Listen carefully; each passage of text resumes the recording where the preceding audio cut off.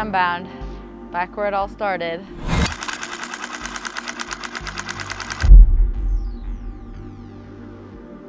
I'd heard of the legendary Unbound. I didn't really know what to expect. So I showed up here in 2021. It was kind of after COVID.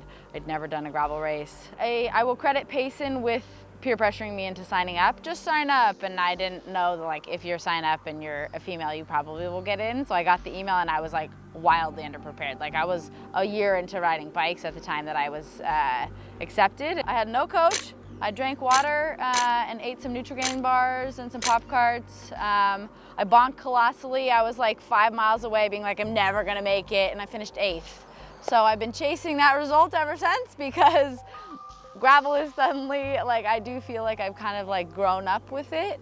But I really enjoy, I think this really does feel like coming home because it was my first race. It's a very fun full circle moment.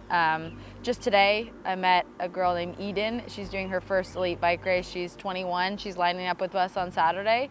And I think it was really cool to connect with her and just be like, that was me 3-4 years ago. Like, this is not, I still feel new. And I think that this race has a special place in my heart because it was kind of where it all started, and it lit this fire that maybe I could do something with this.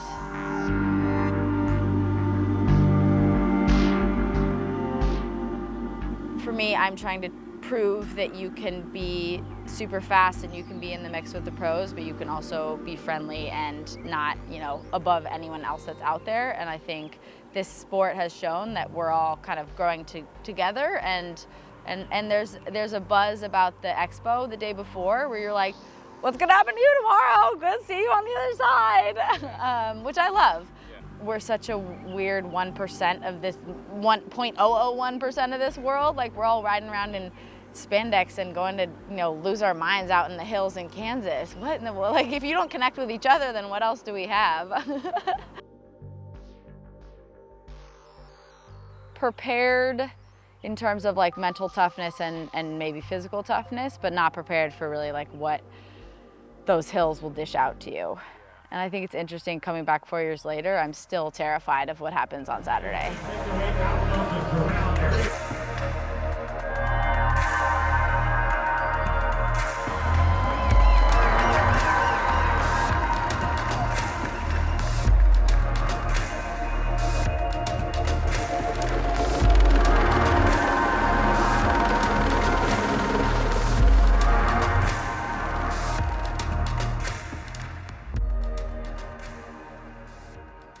Kind of what I've gone through year over year with my dad getting sick and then losing him, I definitely think like the bike is where I feel most connected to my dad.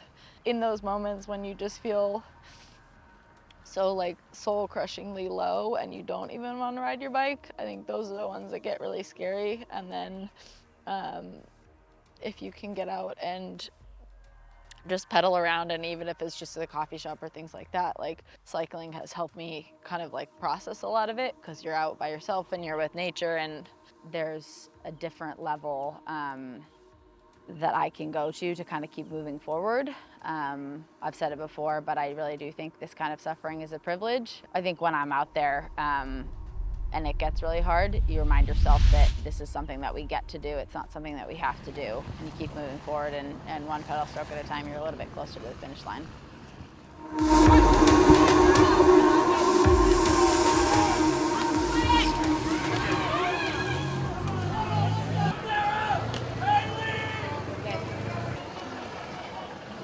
Ready, rock. Go. Thank you guys. You guys are the best. Thank you.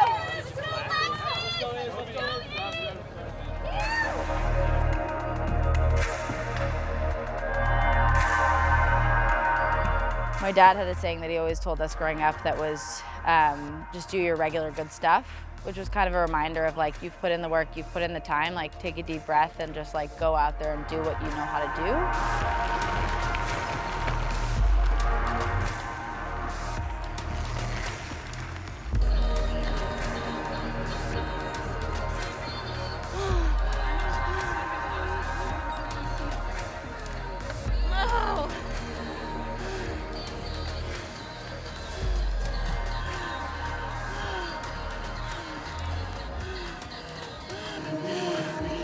Holy shit. it.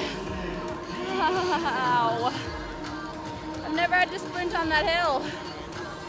She was coming after me too. That was so fun. That was like legitimately a women's race. That was so fun. Good job. Thank you so much. I'm so proud of you, boo. Welcome home. Holy moly. Holy moly. So with this result today, you know, it's very fun at the Fuego Excelsior. Man, this bike, flawless.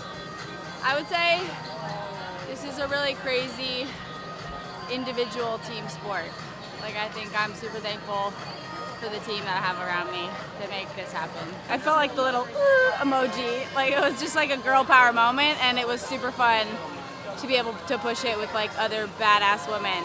And I think this might be my worst result. I don't actually know how I did, but like I had a freaking blast and it was awesome.